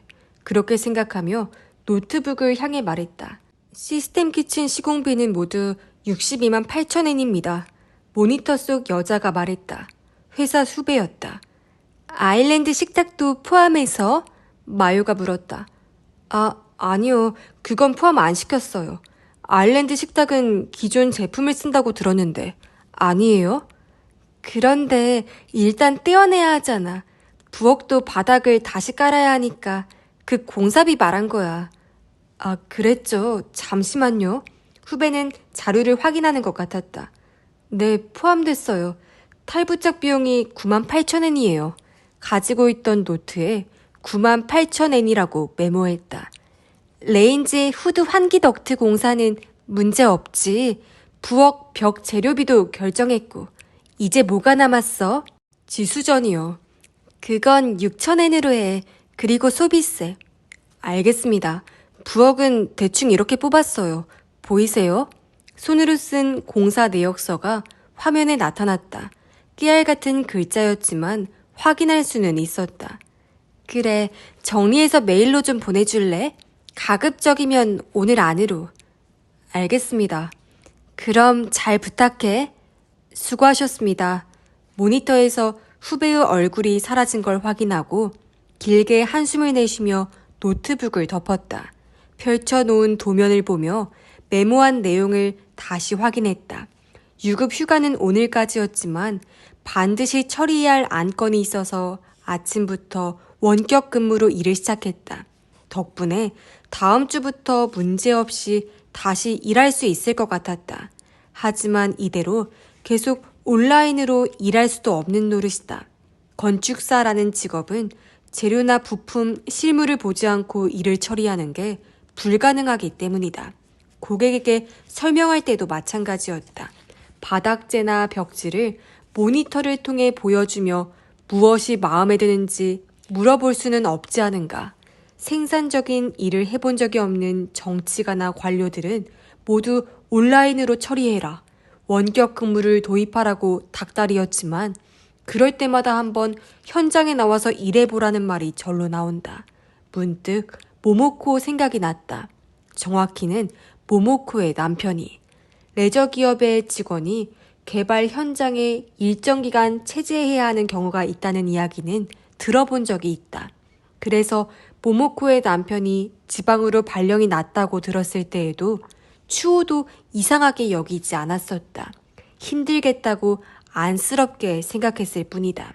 하지만 다케시가 말해준 도우아 랜드는 원격 근무를 도입해 지방 발령을 축소한다는 방침이라는 이야기가 마음에 걸렸다. 그게 만약 사실이라면 모모코의 말을 어떻게 받아들여야 할까? 멍하니 생각에 잠겨 있는데 스마트폰 벨소리가 들렸다. 전화다. 화면을 본 마요는 흠칫했다. 또 가키타니였다. 네, 가미오입니다. 가키타니입니다. 어젯밤에는 갑자기 뵙자고 해서 죄송했습니다. 괜찮습니다. 무슨 일이신가요? 오늘은 따님이 아니라 혹시 호텔에 가미오 다케시 씨 계십니까? 삼촌이요? 글쎄요. 오늘은 아직 못 만나서요. 그러십니까? 그럼 전화번호를 좀 알려주시겠습니까? 좀 여쭤볼 게 있어서요. 알겠습니다. 잠시만요. 경찰은 다케시의 연락처를 파악하고 있지 않은 모양이었다. 스마트폰에서 다케시의 번호를 찾아 불러주었다. 가키타니는 감사하다고 인사를 한 뒤 전화를 끊었다. 마요는 스마트폰을 테이블에 내려놓고 고개를 갸웃거렸다.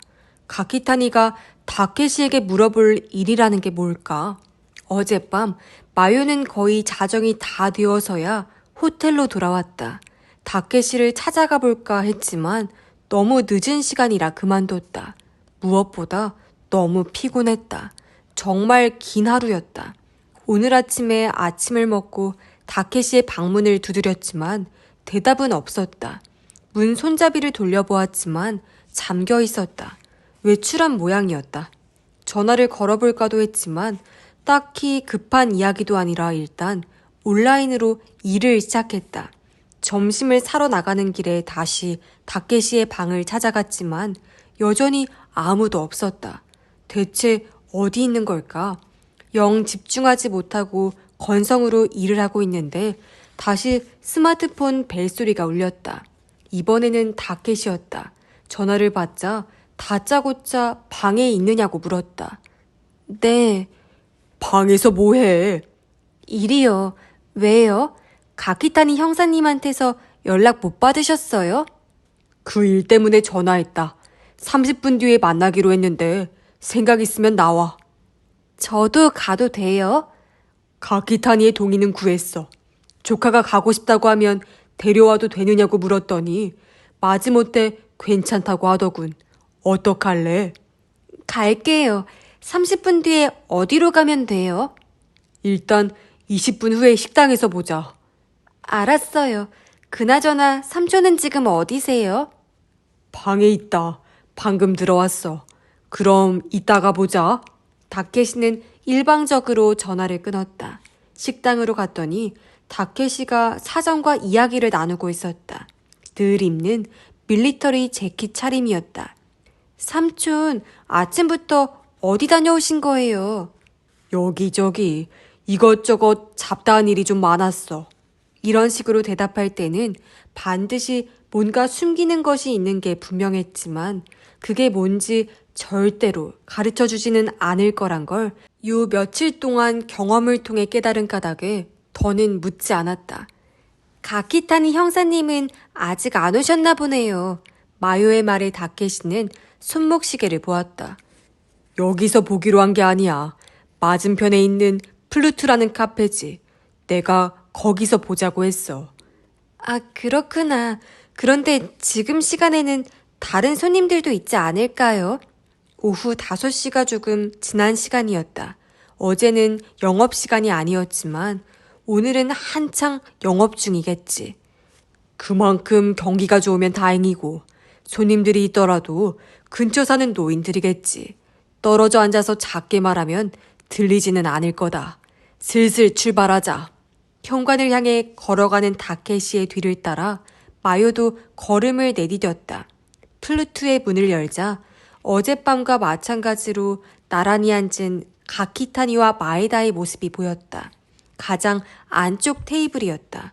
이야기가 밖으로 새어나가지 않게 하기 위한 방책이었겠지만 다른 손님은 없었다. 흰 머리의 마스터가 카운터 안쪽에서 어서 오세요 라고 나지막이 인사를 건넸다. 두 형사가 일어났다.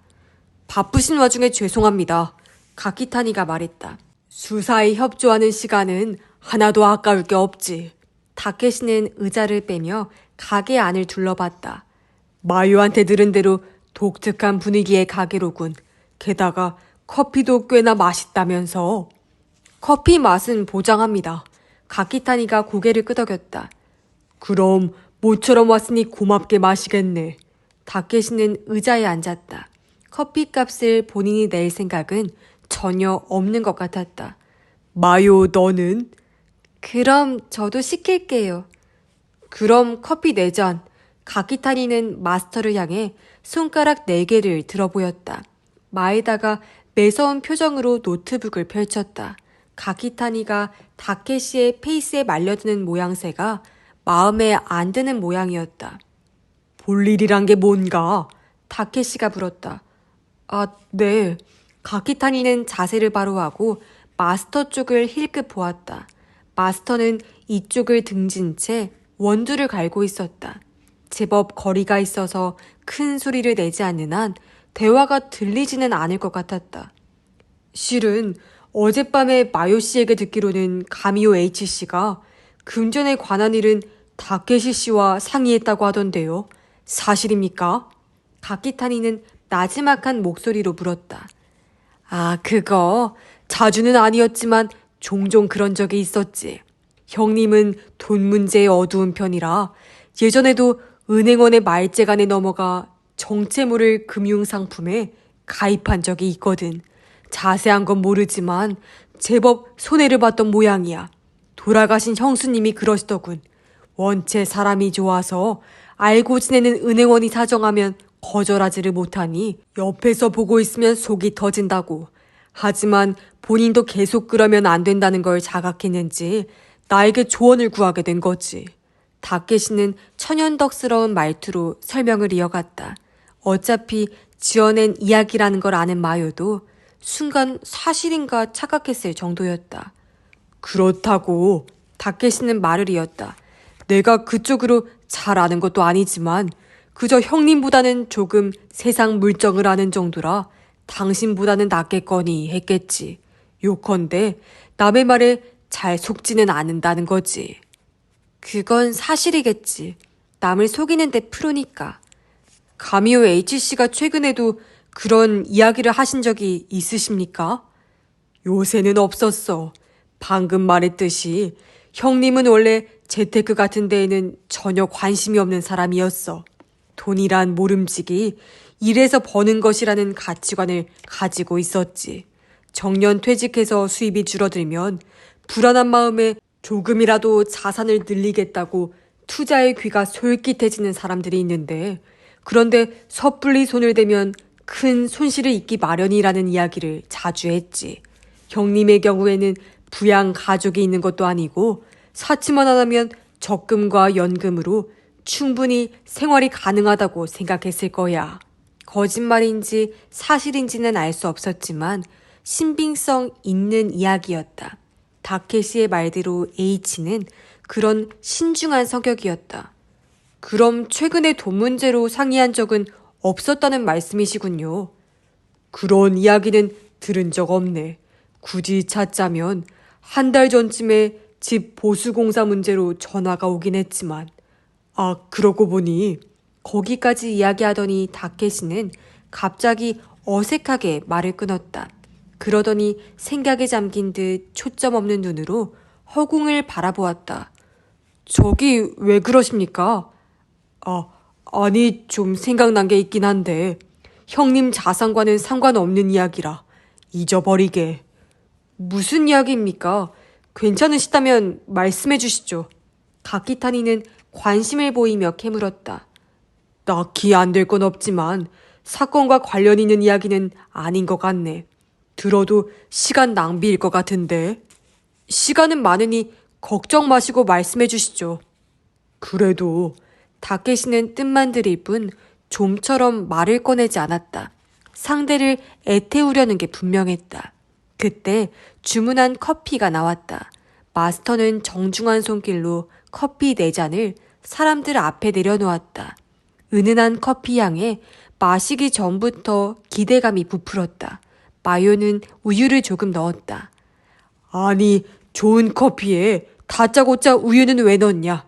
일단 블랙으로 마시는 게 정석인데. 다케시는 잔을 들어 올려 가늘게 눈을 감고 향을 즐기는 신용을 했다. 아주 훌륭하군. 그러고 나서 한 모금 커피를 마시더니 맛을 음미하듯 조금씩 삼켰다. 적당한 산미와 쓴맛이 딱 좋은 정도로 혀에 남는군. 콜롬비아 베이스인 것 같은데 맞습니까? 말씀대로입니다. 좋은 원두가 들어와서 특별히 한번 만들어 봤습니다. 흰머리의 마스터는 흡족한 표정으로 답했다. 그라인딩도 아주 완벽해. 떫은 맛도 적절하고. 감사합니다. 그나저나 이 가게는 담배를 피워도 되나 보죠? 옛 정취가 물씬 풍기는 재떨이가 있는 걸 보면요. 다케시는 테이블 가장자리에 놓인 유리 재떨이를 가리키며 물었다. 피우셔도 됩니다. 반가운 소리군. 다케시는 재킷 안주머니에서 담뱃갑을 꺼냈다. 그리고 다른 주머니에 손을 넣으려다가 동작을 멈추고 형사들을 보았다. 이거 실례. 물어보지도 않고 담배 피워도 괜찮겠나? 연기나 냄새가 신경 쓰이면 안 피우고. 괜찮습니다. 신경 쓰지 마십시오. 가키타니가 말했다. 그래? 미안하게 됐군. 맛있는 커피를 마시면 담배 생각이 간절해지거든. 다케시는 주머니에서 손을 뺐다. 손에는 기름 라이터가 들려 있었다. 마요는 놀란 기색을 내비치지 않으려고 애를 썼다. 다케시와 오랜만에 만난 뒤로 그가 담배를 피우는 모습을 한 번도 본 적이 없었기 때문이다. 아니면 호텔이나 장례식장은 전부 금연구역이었기 때문에 피울 기회가 없었던 것뿐일까? 다케시는 담뱃갑에서 꺼낸 담배를 물고 익숙한 손길로 불을 붙이려 했다. 하지만 라이터에서는 불꽃이 튈 뿐 불이 붙지 않았다. 두세 번 반복하고 나서 혀를 차며 라이터를 내려놓았다. 아, 오일이 없나 보군. 요새 오일을 안 치워줬거든. 사야지 생각하면서도 번번이 깜빡했어. 어제 아침에 놓고 온 물건을 가지러 집에 갔을 때 혹시 리필용 오일이 있나 해서 찾아봤는데 없더군. 다케시는 자리에서 일어나더니 마스터를 부르며 카운터로 다가갔다. 혹시 성냥 있습니까? 아, 있습니다. 마스터는 카운터 밑에서 뭔가를 꺼냈다. 다케시는 고맙다고 인사한 뒤 돌아왔다. 그가 들고 있는 건 작은 종이 성냥이었다. 옛날 생각나는군. 요새는 가게 이름이 들어간 이런 판촉용 성냥을 만드는 곳이 드물어서. 다케시는 성냥 하나를 뜯어서 불을 붙인 뒤에 담배에 댔다. 담배 끝부분이 서서히 붉게 물들었다. 그러고는 성냥을 털어서 불을 끈 뒤에 재떨이에 버렸다. 담배를 피우시는군요. 가키타니가 말했다. 때와 장소에 따라서 꼭 피우고 싶을 때만 피우지. 딱히 피우고 싶지도 않은데 습관적으로 담배에 불을 붙여서 맛도 모른 채 유해한 연기를 배출하는 사람들과 같은 부류로 싸잡히기는 싫군. 늘 그 기름 라이터를 쓰십니까? 가키타니는 테이블에 놓인 라이터를 힐끗 보았다. 그래, 싸구려지만 미국에 있을 때 산 추억의 물건이지.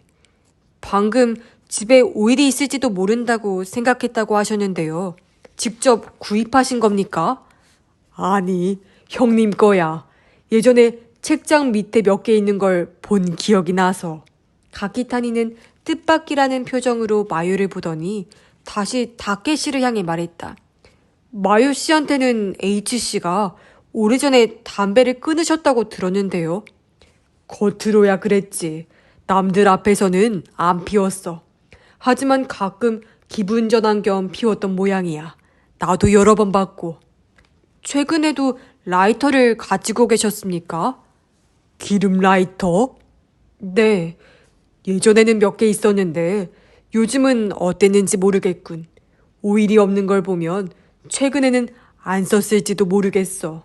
다케시는 커피를 한 모금 마시더니 담배를 입에 물고 다시 연기를 뿜고는 흡족한 표정으로 연신 고개를 끄덕였다.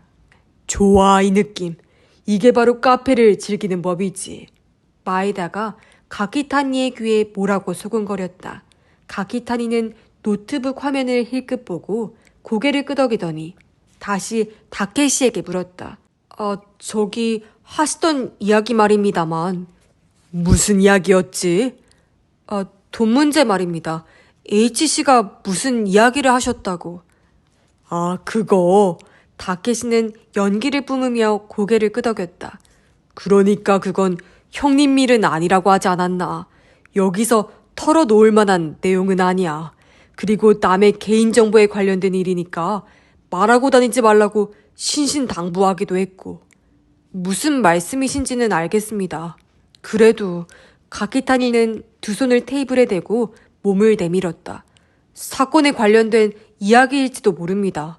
절대 외부로 유출하지 않겠다고 약속드립니다. 어떤 이야기였는지 대충이라도 좋으니까 말씀해 주십시오. 이것 난감하군. 다케시는 난처한 표정을 지었다.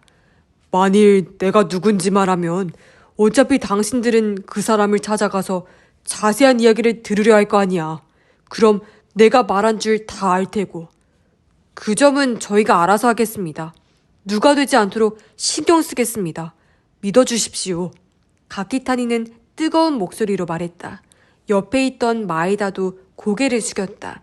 다케시는 담배를 손가락 사이에 끼운 채 비스듬히 시선을 들었다. 한동안 그 자세로 가만히 있더니 천천히 재떨이에 담뱃불을 껐다. 그럼 이렇게 하지. 내 입으로 먼저 이야기하기는 싫어. 하지만 그쪽에서 물어보고 거기에 예스나 노로 대답하는 정도는 괜찮을 것 같아. 가키타니는 당혹스러운 낯을 지었다. 예스나 노라고요? 그래, 어떤가? 마에다가 말없이 노트북에 키보드를 두드렸다. 가키타니는 힐끗 화면을 보았다. 거기에 마에다의, 즉 수사 일과의 의견이 표시되어 있는 거겠지. 가키타니는 다케시를 보며 말했다. 하지만 그래서는 무슨 질문을 해야 할지 갈피를 잡을 수가 없지 않습니까? 역시 일단 어떤 종류의 이야기인지만이라도 알려주실 수는 없겠습니까? 다케시는 팔짱을 끼고 하고 한숨을 내쉬더니 상속이라고 말했다. 네? 상속이라고. 어떤 사람이 사망해서 유족이 재산을 상속받게 되었어. 그에 관한 일이야. 내가 말할 수 있는 건 여기까지네. 마요는 무심코 다케시의 얼굴을 보았다. 대체 누구 이야기를 하는 거지?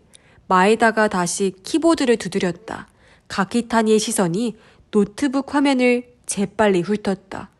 돌아가신 분의 성함이 뭡니까? 가키타니의 질문에 다케시는 질린다는 표정을 지었다. 사람 말을 어디로 들은 건가? 예스나 노로만 대답하겠다고 했잖아. 마에다가 재빨리 키보드를 두드렸다.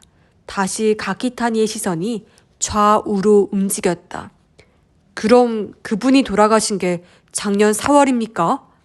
예스. 곧바로 튀어나온 대답에 마요는 또다시 놀랐다. 사망 원인은 사고입니까? 노. 병사입니까? 예스. 고인의 유족들이 상속 관련해서 H씨에게 어떤 부탁을 하거나 문의를 한 겁니까? 예스. 하지만 H씨는 혼자서 판단할 수가 없다고 생각하고 다케시 씨에게 상의한 거고요. 예스. 하지만 상의라고까지 할 건 아니었어. 잡담 혹은 혼잣말에 가까운 푸념이었지.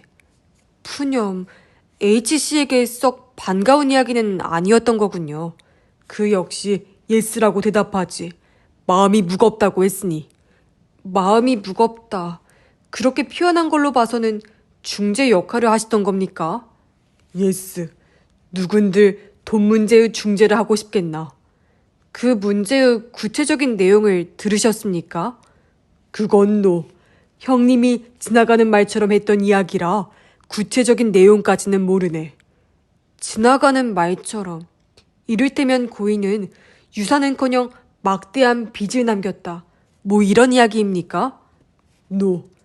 그럼 상속 분쟁이 일어났다? 그것도 노. 상속받아야 할 재산이 사라졌다? 다케시는 잠시 뜸을 들이다 고개를 끄덕였다. 예스. 가키타니가 숨을 들이마시는 소리가 들렸다. H씨는 그 문제의 직접적인 원인을 아시는 눈치였습니까? 어디까지 알고 있었는지는 모르겠군. 일이 더 커지지 않았으면 좋겠다. 뭐 그런 식으로 말했거든. 미안하지만 정확하게 기억이 나지 않는구만. 그렇군요. 작게 중얼거리더니 가키타니는 옆자리의 마에다를 보았다. 서로 눈빛을 주고받으며 동의를 구하는 눈치였다. 큰 도움이 되었습니다. 협조해 주셔서 감사합니다.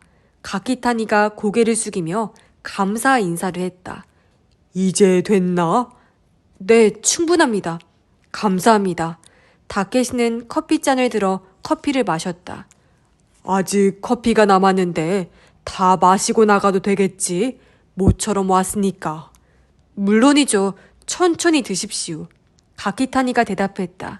마에다가 노트북을 닫고 일어날 채비를 하려는데 다케시가 갑자기 컴퓨터를 위에서 눌렀다. 뭐 하시는 겁니까? 마에다가 처음으로 말문을 열었다. 당신들 커피를 다 남겼잖아. 맛이라도 봐야 하는 거 아닌가? 가게에 실례지 않나. 마에다는 입술을 비죽이며 노골적으로 불쾌한 티를 냈다. 아, 그것도 그러네요. 그럼 잘 마시겠습니다. 가키타니는 잔을 들고 커피를 마셨다. 역시 맛있네요. 음식 남기면 못 써. 그렇고 말고요. 그나저나 이렇게 수사에 협조하고 있는데 그쪽에서도 우리 질문에 대답해줘야 하는 거 아닌가? 가키타니는 마에다와 눈빛을 주고받더니 억지 웃음을 지으며 대답했다. 뭐가 궁금하신 겁니까? 조카 녀석 동창들 말인데 듣자 하니 그 친구들을 의심한다면서. 그럴 리가요. 가키타니는 고개를 저으며 커피잔을 내려놓았다. 결코 그런 게 아닙니다. 경야와 장례식 조문객들 명단에 이름이 많이 보이기에 어떤 분들인지 여쭤보았을 따름입니다. 이봐, 가키타니 계장. 다케시는 몸을 내밀어 팔꿈치로 테이블을 짚었다. 피차 알만큼 아는 사람끼리 그런 이빨린 소리는 집어치우고 닦아놓고 말해보자고. 당신들 때문에 마요가 얼마나 괴로워하는 줄 알아? 네? 가키타니는 당혹스러운 눈빛으로 마유를 보았다. 괴로워하다니 그게 대체. 마요는 말없이 고개를 떨궜다. 다케시가 무슨 소리를 하려는 것인지 짐작조차 가지 않았다. 모르겠나? 이봐, 당신들 때문에 마요가 동창들을 못 믿겠다잖나. 그도 그렇겠지. 아버지를 죽인 범인일지도 모르니까. 앞으로도 계속 얼굴을 봐야 하는데 그때마다 계속 의심의 눈길을 보내야 하다니. 마요가 가엾지도 않나? 아니요. 어디까지나 참고할 겸 여쭤본 거지. 용의자로 보고 있는 건 아닙니다. 그러면 알리바이가 있는지 없는지 그것만이라도 알려주게. 네? 가키타니의 눈이 휘둥그레졌다. 어차피 당신들은 명단에 이름이 있는 동창들을 찾아갈 거잖나. 아니, 어쩌면 이미 몇몇은 찾아갔을지도 모르겠군. 그때 알리바이를 확인했을 거 아니야. 아니라는 말은 마. 유족인 우리한테까지 알리바이를 물어봤잖나.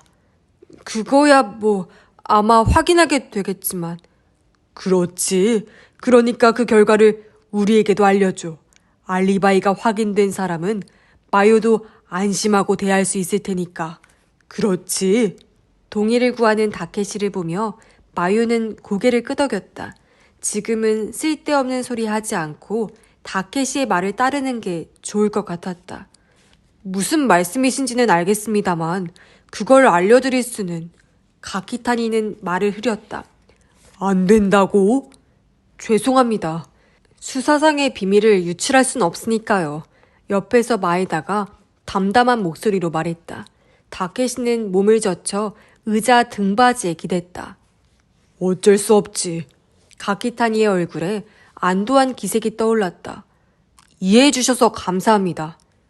그렇게 나오면야 우리가 직접 알아볼 수밖에. 내가 동창들을 찾아가서 알리바이를 확인해야겠군.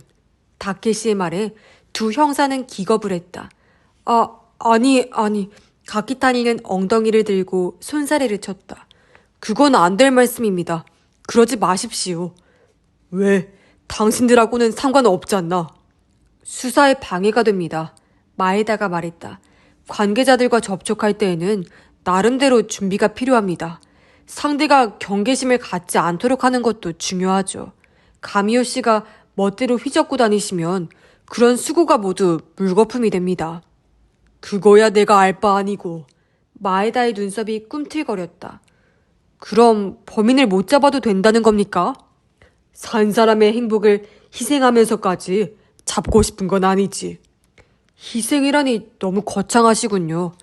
뭐라고? 다시 말해봐.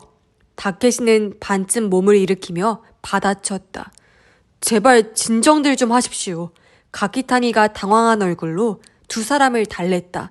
커피 좀 드시면서 진정하십시오.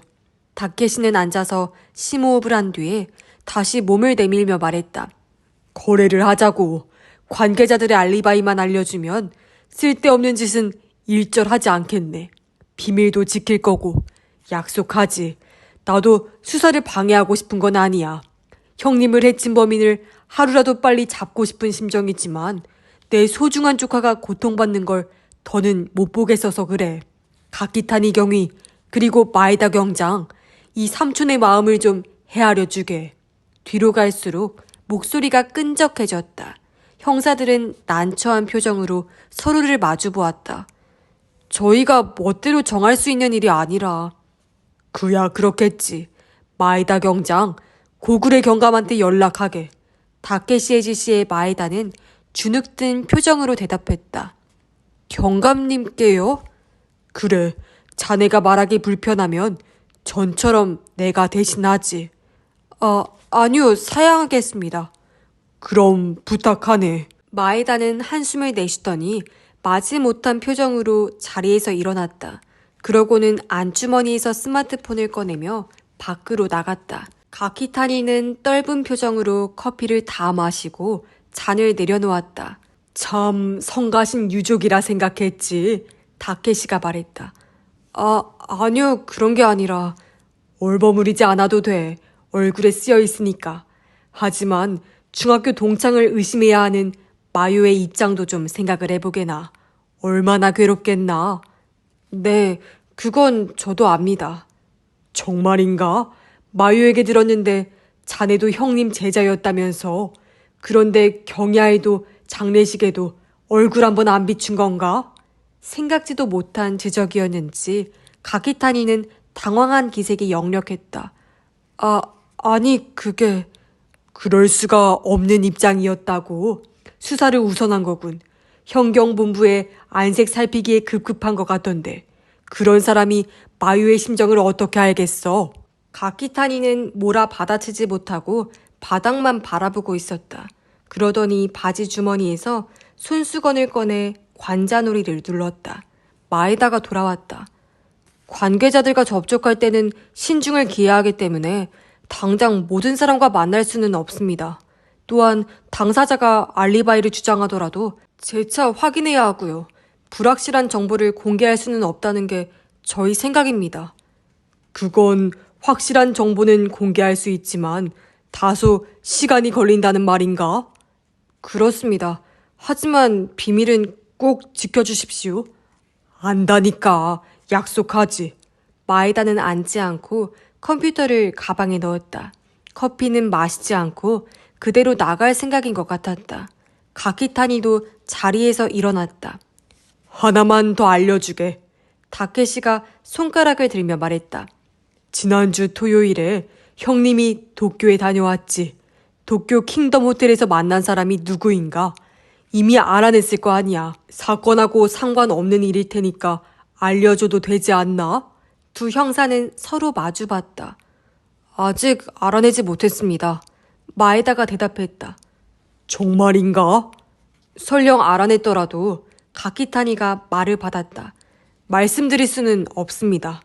마에다는 순간 놀란 표정을 짓더니 매서운 눈빛으로 관할서의 경위를 쏘아보았다. 그 시선을 알아채지 못했는지 가키타니는 말을 이었다.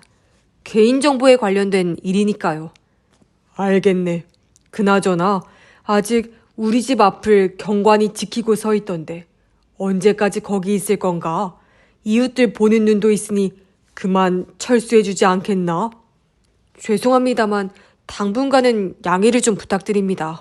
가키타니가 정중한 어조로 말했다. 그 대신 두 분이 집에 들어가실 때 경찰이 따라다니지는 않을 겁니다. 하지만 서재에는 가급적이면 들어가지 마십시오. 그리고 뭔가 물건을 가지고 나올 경우에는 번거로우시겠지만 현장에 있는 경관에게 한마디 해주시면 감사하겠습니다. 번거롭긴 하지만 뭐 그러지. 내일 오전에 갈 거야. 미리 말 좀 전해주게나. 알겠습니다. 뭔가 가지고 나오실 물건이 있습니까? 조카가 졸업 앨범과 문집을 가지러 가야 한다고 하는군. 일요일에 동창회가 있거든. 그런 말을 한 기억은 없었지만 마요는 침묵을 지켰다. 알겠습니다. 현장에 있는 경관에게 말해두겠습니다. 잘 부탁하네. 그럼 마요, 일어나자. 말을 마친 다케시는 자리에서 일어났다.